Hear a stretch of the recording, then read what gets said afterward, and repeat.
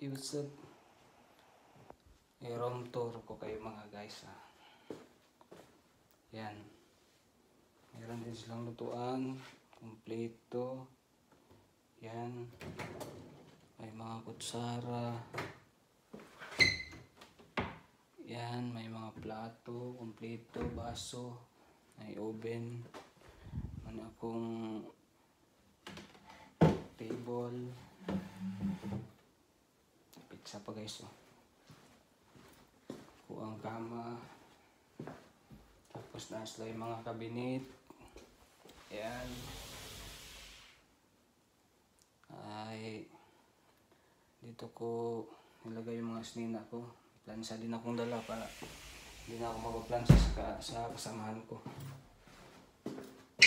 Malaki nilagay yung kwarto nila. Ito yung banyo ko. Yan. At high-tech pa to kasi kung madilim dito, in case punta yung ilaw, pwede nyo ipailaw yan guys. Pwede nyo ipailaw. Yan, shower ko.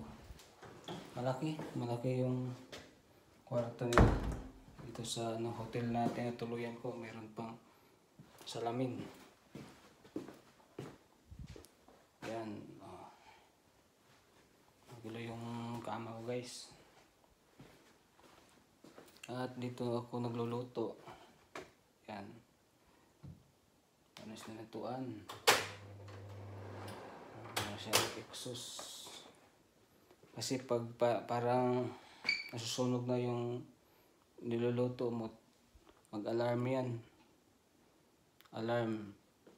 Nakatry ako isang beses dito. Hindi ko alam Hindi ko alam mag-operate dito.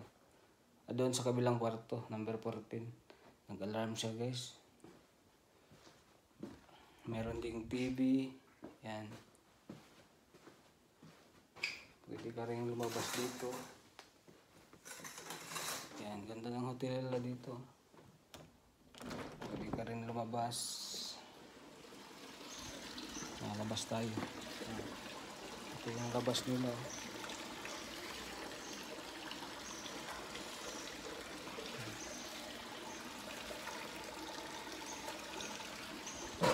Upo ka dito, magsigarilyo ka, yan.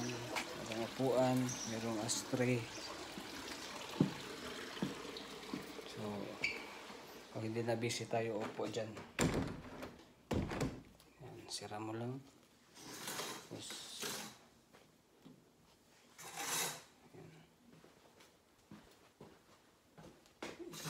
yan. Hindi tayo makita doon. Okay, yun lang. Share ko lang konti yung kwarto ko dito. Ang laki.